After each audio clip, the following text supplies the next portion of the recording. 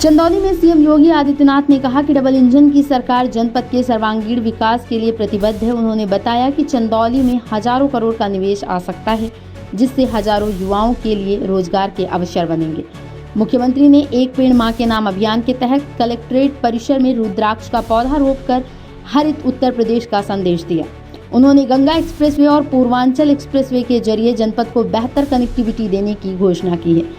CM योगी ने medical college में बाबा कीनाराम की मूर्ति स्थापित की सहमति दी और बताया कि 200 करोड़ से अधिक की लागत का इंटीग्रेटेड कोर्ट कॉम्प्लेक्स भी जिले को मिलने जा रहा है।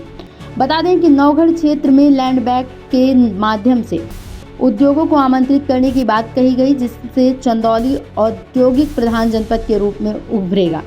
कानून व्यवस्था की समीक्षा के साथ ही सीएम ने सभी अधिकारियों को जन शिकायतों का समय पर निस्तारण सुनिश्चित करने के निर्देश दिए। बैठक के दौरान जनपद के प्रभारी मंत्री संजीव गोल, राज्यसभा सांसद दर्शना सिंह, साधना सिंह, विधायक सुशील सिंह, रमेश जायसवाल, चकिया मंडल अध्यक्ष संदीप गुप्ता, रिंकू विश्वकर्मा, मंडल अध्यक्ष प्रभागीय वनाधिकारी बी शिवशंकर सहित जनपद स्तरीय अधिकारी मौजूद रहे। इंडिया 24/7 लाइव टीवी के लिए मिथिलेश गुप्ता की रिपोर्ट। मित्रों, आज मुझे जनपद चंदौली आने का अवसर प्राप्त हुआ है। समीक्षा बैठकों के क्रम में आज मैं यहां पर आया हूं। जनपद चंदौली उत्तर प्रदेश का एक कृषि प्रधान जनपद है और सीमावर्ती जनपद भी है। जनपद के विकास के लिए डबल इंजन की सरकार ने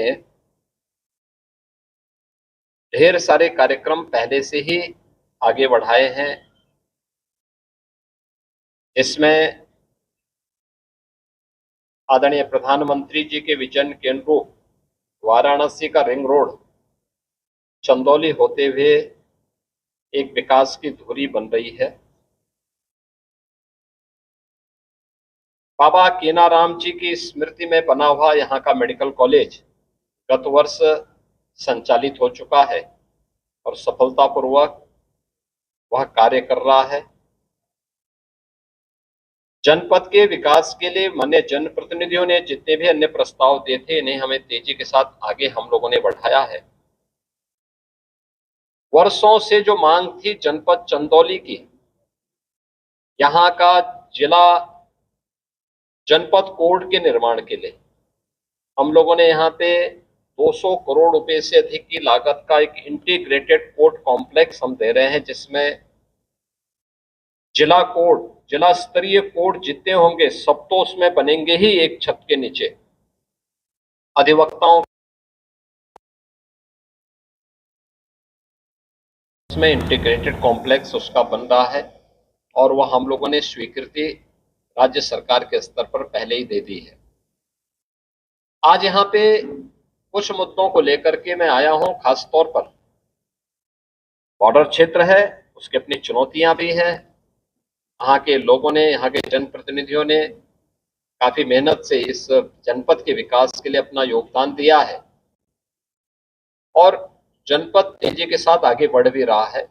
और उसके लिए खासतौर पर हम लोगों ने 2-3 चीजों को आगे बढ़ाने का कार्य प्रारंभ किया है। एक, पूर्वांचल एक्सप्रेसवे को,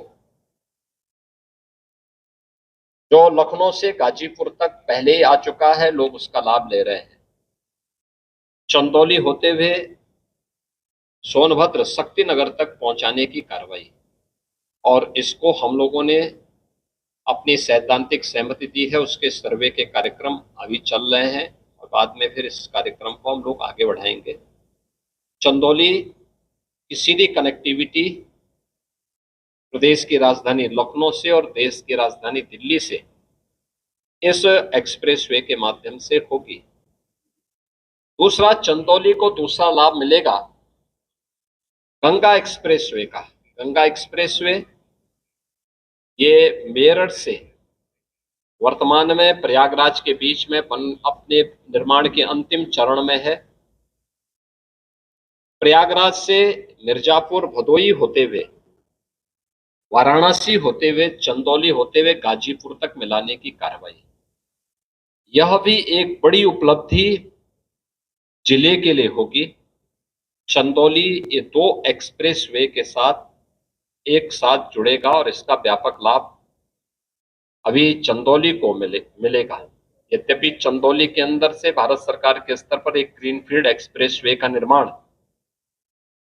वाराणसी से कोलकाता के बीच में युद्ध स्तर पर चल रहा है।